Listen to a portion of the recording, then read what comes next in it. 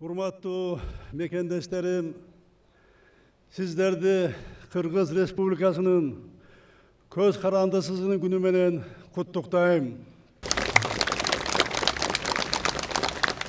Бүгүн биздин мамлекет үчүн улуу күн. Көз карандысыздыгыбыз эң ыйык дөлөтүбүз, эң бийик сыймыгыбыз. Эгемендигибиз ата-бабалар кылымдар бою күрөшүп, жанын берип, канын төгүп, жүрүп бизге калтырган ыйык мурасыбыз.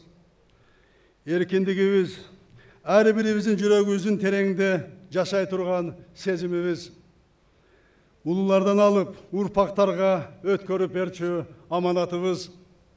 Мамлекетибиздин көз карандысыздыгын, элибиздин ынтымагын, жерибиздин бүтүндүгүн көзүбүздүн карегинде коргоо ар бирибиздин ыйык милдетибиз.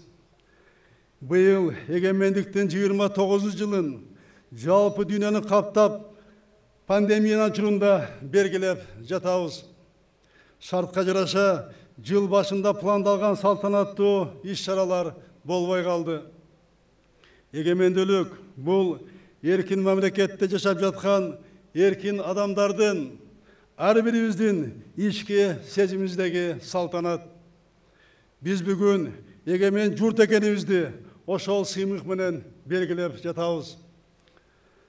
Урматтуу мекендештерим, жалпы дүйнөнү алдастаткан пандемия биздин мамлекетти да чоң сыноого туш кылды.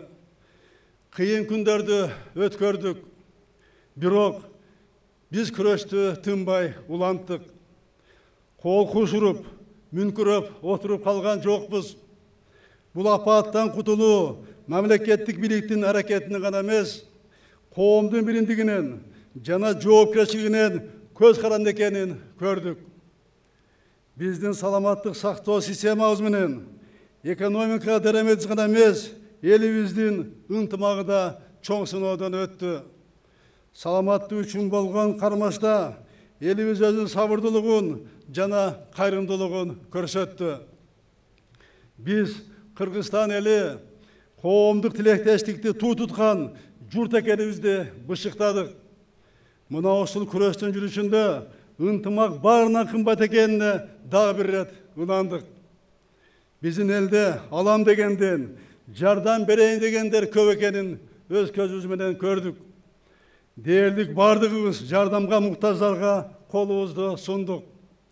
Бүгүн биздин арабызда мына ошол күндөрү чоң күчкө айланган ыктыярчыларыбыздын эң кенжелери отурат. Көзгө көрүнбөгөн душманды жеңүүгө, кыялындагы жактырган буюмун алууга топтогон каражатын берген ушул балдарыбыздын келечеги кең болсун, тилектерин орундалсын. Кыргызстандын татыктуу уу кыздары болуп чоңоюшсун. Улутубуздун көнөрбөс духу, ата-бабалардын руху жаңы тарыхта да татыктуу жашап жатканын жаштарыбыз далилдеди. Дарыгерлерибиз, тартип сакчыларыбыз, аскерлерибиз, ыктыярчыларыбыз, ишкерлерибиз тикеден тик туруп, элдин өмүрүн жана саламатын коргоого жан үрөп салым кошту. Жалпы элибиздин атынан бардыгыңыздарга терең ыраазычылык билдирем. Тилекке каршы айрым мекендештерибизден, өлкөбүздүн өнүгүүсүнө опол тоодо эмгек кылган инсандарыбыздан айрылдык. Алардын ата-энесине, балдарына, жакындарына терең кайгыруу менен көңүл айтам.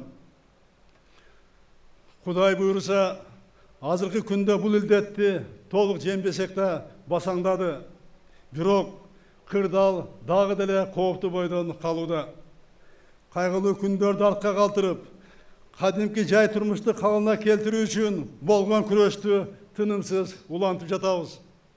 Ынтымакта болсок, бул апатты, аны коштогон экономикалык кыйынчылыктарды сөзсүз жеңебиз. Жакынкы 5 жылга иштей турган парламентке депутаттарды шайлоону ачык айкын өткөрөбүз. Урматтуу мекендештерим, эгемендик жылдары баарыбыз тең чоң сыноолордон өттүк. Өлкөбүз дүйнөлүк коомчулуктун көңүлүн бурган тарихи окуяларды башынан өткөрдү. Кыргызстан өзүнүн мамлекеттүүлүгүн, эгемендигин сактап калабы деген суроо коюлган күндөр өттү. Кудайга шүгүр, өзүнүн тарыхы орду, көз карандысыз мамлекети бар жут катары дүйнө коомчулугуна таанылдык. Бизди эмне сактап келди? Көбүлүктөн ширелген, ынтымакты бийик тосуп, достукту касталаган кайратман элибиз. Кыйын кезенде бир мүстүм болуп, бириге алган калкыбыз. Тарыхы терең улуттук маданиятыбыз, кадырман аксакалдарыбыз, мээримдүү энелерибиз, билимдүү жана патриот жаштарыбыз, улутум кыргыз, урааным манас деген улуу салтыбыз. Уважаемые соотечественники, поздравляю всех вас с Днем независимости Кыргызской Республики.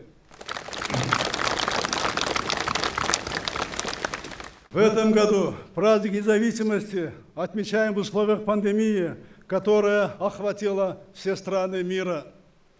Именно в таких суровых испытаниях наш народ показал свою сплоченность, свое единство.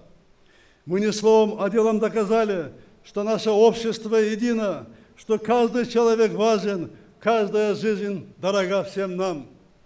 Мы еще крепче сплотимся перед памятью всех погибших.